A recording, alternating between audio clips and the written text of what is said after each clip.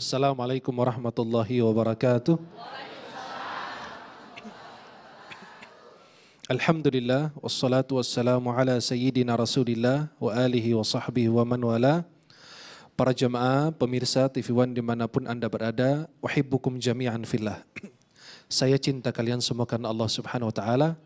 Semoga Allah senantiasa bertemukan kita di dunia dalam taat dan di akhirat di surganya Allah subhanahu wa ta'ala.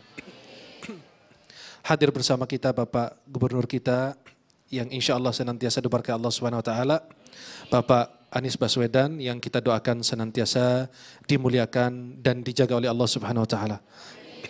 Dan semua jemaah yang hadir-hadirat insya Allah, yang mohon maaf saya tidak sebut namanya satu persatu, akan tetapi tidak mengurangi mahabbah, hormat dan ta'zim saya kepada semuanya. Kalau tidak bertemu di dunia lagi, kita bertemu di surganya Allah nanti. Para pemirsa TV One dimanapun Anda berada, jemaah yang dimuliakan Allah. Tadi guru kita Ustaz Amr Faisal memaparkan tentang doa, kekuatan doa, keutamaan doa. Doa adalah jalan keselamatan, kendaraan orang-orang salih. Doa adalah tempat berlindung orang-orang yang terzalimi dan orang-orang yang terlindas. Hanya dia memiliki doa yang dimiliki oleh saudara kita di Palestina dan negara-negara lain, atau orang-orang yang merasa terzalimi di dalam negerinya sendiri, dimanapun dia berada, dia hanya membutuhkan Allah. Dia hanya mencari Allah. Maka seorang khalifah bersama anaknya ketika dia masuk penjara, tengah malam dia bertanya kepada ayahnya, "Wahai ayah, mengapa dari istana, dari kekayaan, dari kenikmatan, kelezatan sampai penjara seperti ini?" Apa kata ayahnya? "Kemungkinan pernah kita sekali menzalimi seseorang dalam rakyat kami. Lalu orang itu di tengah malam berdoa. Di tengah malam mengangkat dua tapak tangannya, berdoa kepada Allah Jalla Jalaluh. Lalu Allah kabulkan doa itu, sedangkan kita melupakannya. Sedangkan kita tidak menyadarkan diri bahwa pernah kita menzalimi salah satu rakyat kita." Itulah kekuatan doa. Dia berjalan di tengah malam menuju Allah, menuju arsy-Nya Allah Jalla Jalaluh, dan pasti didengar oleh Allah Jalla Jalaluh. Innallaha sami'un basir. Banyak ayat dalam Al-Quran. Allah maha mendengar, maha melihat. Wa huwa ma'akum aina ma kuntum, surat Al-Mujadalah. Allah bersama kalian dengan ilmunya, dengan sama'nya Allah, pendengarannya Allah subhanahu wa ta'ala. Maha mendengar, maha melihat Jalla Jalaluh. Maka doa adalah tempat berlindung semua orang-orang yang merasa terzalimi, yang tidak punya sandaran kecuali Allah, yang dalam setiap kali dia berdoa, iyyaka na'budu wa iyyaka nasta'in, hanya kepadamu aku berdoa, hanya kepadamu ya Allah aku menyembah, aku sujud di hadapanmu ya Allah, aku tidak bisa memiliki siapapun di bumi ini kecuali engkau. Maka para jemaah yang dimuliakan Allah subhanahu wa ta'ala, ketika kita minta cuti sama atasan kita, kita mengajukan permohonan dulu. Tidak langsung kita libur atau tidak datang atau SMS beliau, tidak. Biasa ada adabnya. Inilah bersama makhluk, apalagi bersama sang khaliqnya, Jalla Jalaluh, Allah. Maka kita didahulukan dengan adab ketika kita berdoa kepada Allah. Sebelumnya dilakukan adalah syarat. Sebelum kita salat harus kita wudu. Nggak diterima salat tanpa kita wudu. Begitulah doa kita. Harus kita memenuhi syarat-syarat, lalu adab-adab ketika kita berdoa kepada Allah. Syarat pertama adalah ikhlas dalam berdoa kepada Allah. Wa ma umiru illa liya'budullaha mukhlishina lahuddin. Dan di dalam surat Ghafir dijelaskan kalau kita beribadah kepada Allah harus ikhlas dalam berdoa. Hanya kepada Allah Jalla Jalaluh. Ibnu Abbas ketika Nabi berpesan kepada beliau, "Idza sa'alta fas'alillah. Wa idza ista'anta fasta'in billah." Apabila engkau minta, mintalah kepada Allah Jalla Jalaluh. Memohon pertolongan kepada Allah lebih dahulu. Punya masalah di dunia, kembali kepada Allah yang mengatur segala-galanya. Inna kulla syai'in khalaqnahu biqadar. Sesungguhnya Allah ciptakan semua yang ada di muka bumi ini sesuai dengan apa yang sudah ditakdirkan oleh Allah. Sesuai ukuran yang sudah ditakdirkan dan ditetapkan oleh Allah Jalla Jalaluh. Maka ketika kita berdoa, kita perlu dengan ikhlas. Ketika kita bekerja perlu ikhlas. Ketika kita berusaha perlu ikhlas. Itulah ikhlas dalam segala hal. Amal tambah ikhlas seperti jasad tambah roh. Maka doa tambah ikhlas itu seperti jasad yang tidak ada ruhnya, tidak ada kehidupannya. Seperti orang yang hidup dan orang mati. Bedanya adalah orang yang berzikir kepada Allah. Berdasarkan hadis sahih Rasulullah SAW. Yang kedua, ketika kita berdoa kepada Allah, syaratnya harus aklul halal. Itulah yang kita sekarang harus tekankan kepada diri kita. Harus makan yang halal. Dalam Sahih Muslim Nabi SAW bersabda, Innallaha tayyibun la yaqbalu illa tayyiba. Sesungguhnya Allah Jalla Jalaluh maha baik dan hanya menerima yang baik subhanahu wa ta'ala. Maka Nabi SAW dalam haditsnya, Innallaha amaral mu'minina bima amara bihil mursalin. Sesungguhnya Allah memerintahkan orang-orang beriman sebagaimana Allah perintahkan para nabi dan rasul. Ya ayyuhar rusulu kulu minat tayyibat. Rasul diperintahkan untuk makan dari yang baik-baik. Nggak mungkin, mustahil orang yang perutnya terisi dengan haram, dengan makanan haram, riba, korupsi dan lain sebagainya, lalu orang itu berdoa kepada Allah. Sedangkan Nabi bersabda, Man nabata lahmuhu wa jasaduhu min haram fannaru aula bih. Orang yang tumbuh dagingnya itu, badannya itu dari haram, maka neraka lebih utama makan daging tersebut. Maka dia bilang, kenapa saya sudah memenuhi syarat-syarat doa, saya memenuhi adab-adab doa, tapi kenapa doa saya tidak dikabulkan? Itulah sumbernya di situ. Hartanya, maka Nabi SAW, wa mat'amuhu haram, makanannya dari haram, wa mashrabuhu haram, minumannya dari haram, wa malbasuhu haram, pakaiannya dari haram. Kata ulama apa? Ada faidah di sini, keterangan dari ulama. Bukan makanan yang dia makan itu makanan haram. Bukan pakaian yang dia pakai itu pakaian haram. Bukan minuman yang dia minum itu adalah minuman haram, tidak. Tapi karena sumber hartanya dari haram, maka akan mempengaruhi semua yang dia beli, makanan, pakaian, minuman. Apalagi dia serahkan makanan tersebut kepada istri dan anaknya. Mengisi perut anak dan istrinya dengan makanan yang na'udzubillah min.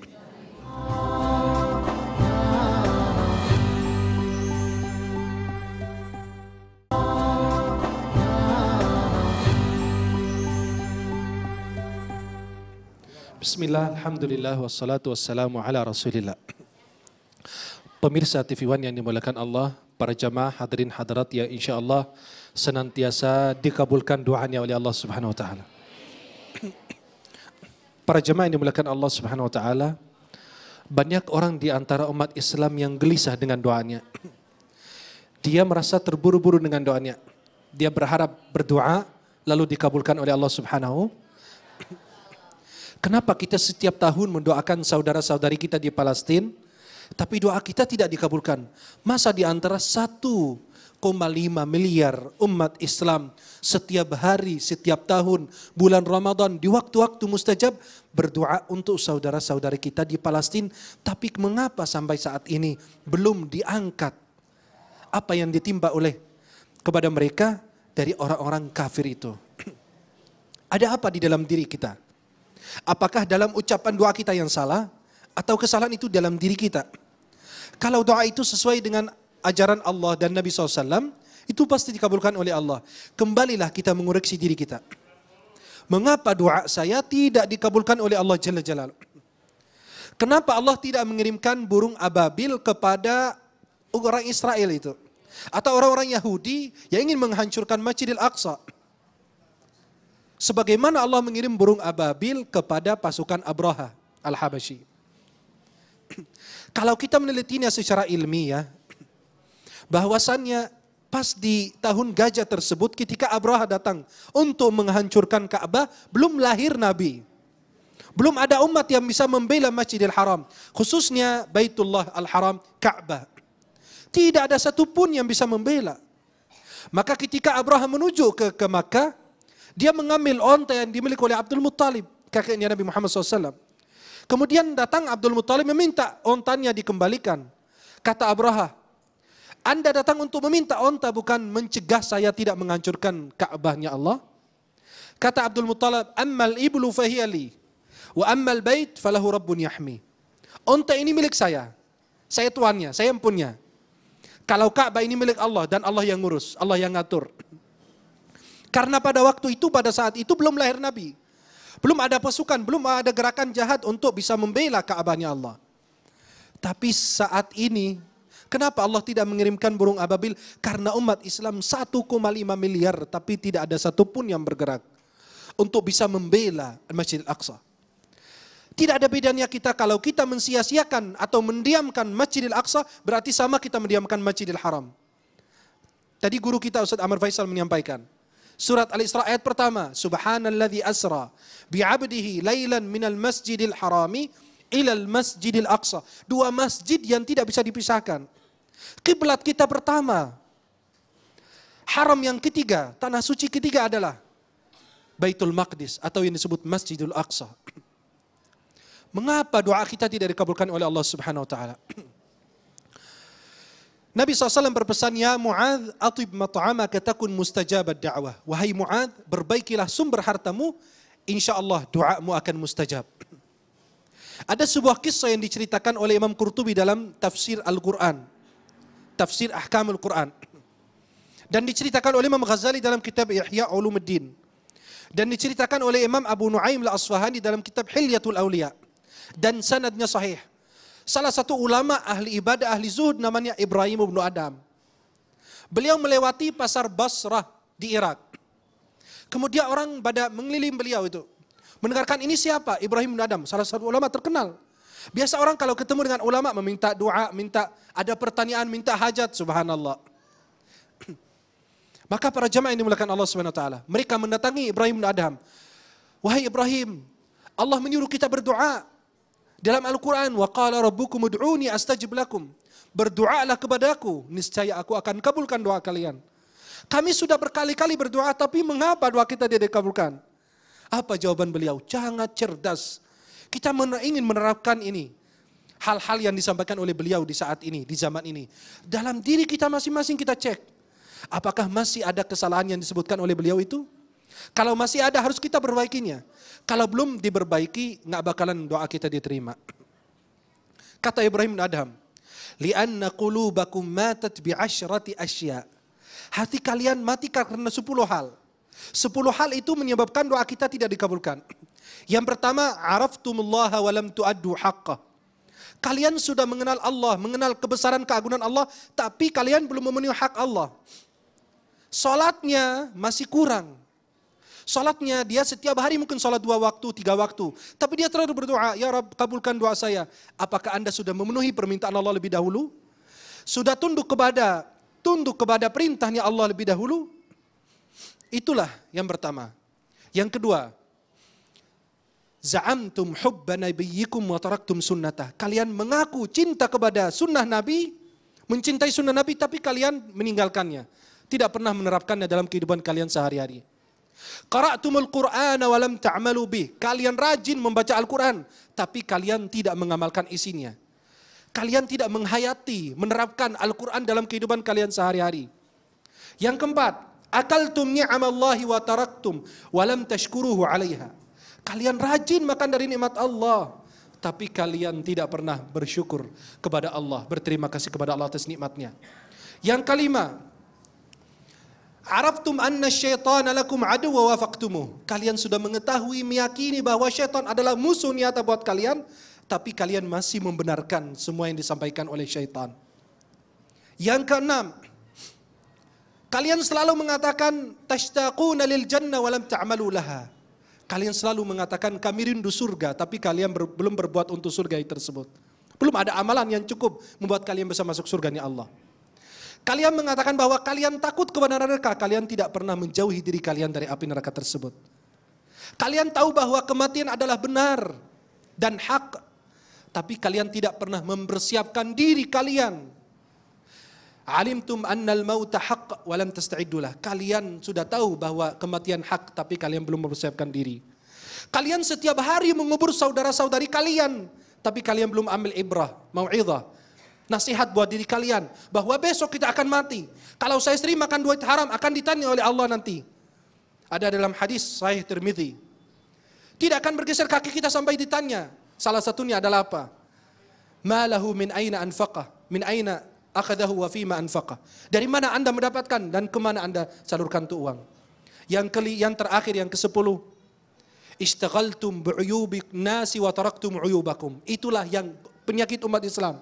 Setiap hari kalian berusaha mencari kesalahan dan kekurangan, aib umat Islam, saudara-saudari kalian. Setiap hari rajin kita membongkar rahasia hamba-hamba Allah, saudara-saudari kita yang muslim.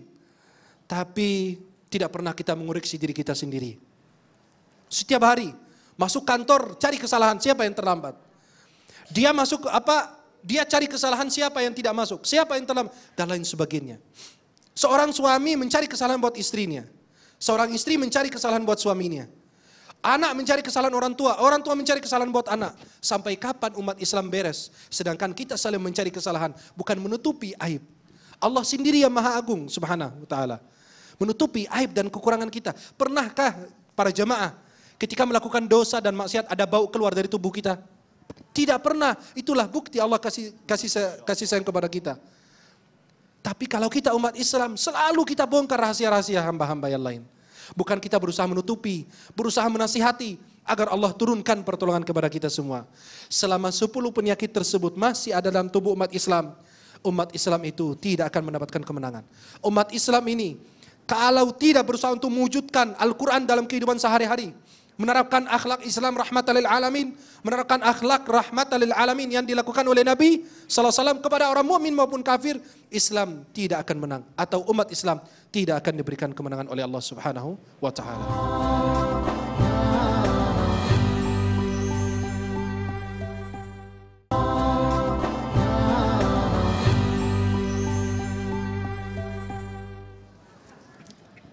Bismillah, alhamdulillah, wassalatu wassalamu ala Rasulillah. Para jemaah dan pemirsa yang dimuliakan Allah Subhanahu wa taala. Ada 2 kemungkinan. Yang pertama, negara tetangga atau negara-negara muslim di Timur Tengah membantu Palestina, tapi kita tidak mendengar, kita tidak melihat. Karena jika salah satu seorang muslim membantu saudaranya, enggak mungkin dia besok hari akan mengumumkan bahwa tadi malam saya membantu fulan dan fulan dan fulan. Itulah kita berhusnuzan pertama bahwa mereka menolong dan membantu. Tapi nampaknya yang dari peristiwa dan kejadian kemarin, bahwasannya baru pertama kali dalam sejarah selama 50 tahun penjajahan Israel di Palestina dari tahun 1967 sampai 2017, baru pertama kali dalam sejarah Masjid Al-Aqsa itu ditutup secara total. Tidak boleh dilaksanakan sholat 5 waktu maupun sholat Jumat. Bahkan mereka ingin melaksanakan sholat di luar Masjid Al-Aqsa, itu dilarang. Sayangnya, kenapa mereka tidak membantu? Karena mereka sibuk dengan politik mereka, dengan urusan mereka juga. Sayangnya itulah adu domba di antara umat-umat Islam, maka jadi mereka menyebutkan kita agar mereka mengambil isu itu kepada diri mereka sendiri. Maka sayangnya sekarang umat negara atau negara Timur Tengah yang Muslim tidak memikirkan hal tersebut. Kenapa? Karena mereka punya masalah sendiri. Dan diadu domba. Sayangnya mereka mengeluarkan pernyataan bahwa salah satu negara Muslim mendukung teroris. Tapi sayangnya sekarang nggak ada pernyataan sampai mereka putus hubungan diplomat. Tapi sekarang tidak ada pernyataan dari negara-negara tersebut yang memutuskan hubungan dengan negara Muslim, memutuskan hubungan dengan negara non-Muslim yang menzalimi saudara kita yang Muslim. Itulah pertanyaan kepada mereka. Untuk melengkapi. Saya menjawab dari Al-Quran. Allah berfirman, ahasiban nasu ayyutraku ayyaqulu amanna wa hum la yuftanun. Apakah Allah membiarkan seseorang setelah beriman lalu Allah tidak tes imannya? Jadi peristiwa Masjidil Aqsa adalah tes iman. Tes iman bagi para pemimpin yang mengaku muslim. Pemimpin dunia Arab, pemimpin negara-negara Arab, juga pemimpin negara-negara muslim. Apakah masih punya iman tidak? Ini dia. Jadi bahwa iman ini bukan hanya urusan ritual, tetapi iman adalah sikap. Karenanya ketika Nabi menceritakan tentang bagaimana kita menyikapi kemungkaran, kata Nabi, yang pertama kamu cegah dengan tangan kamu. Tidak bisa dengan lidah kamu. Tidak bisa dengan hati kamu. Ternyata kata Nabi, dengan hati saja, wadzalika ad'aful iman. Itu paling lemahnya iman. Bagaimana kalau seseorang mengaku muslim, memimpin negara muslim, tetapi tidak punya sikap? Di mana itu iman? Nah di sini dia bahwa Masjidil Aqsa sekarang mengetes. Allah mengetes umat Islam mengetes pemimpin muslim, mana imanmu? Ini dia ceritanya sekarang.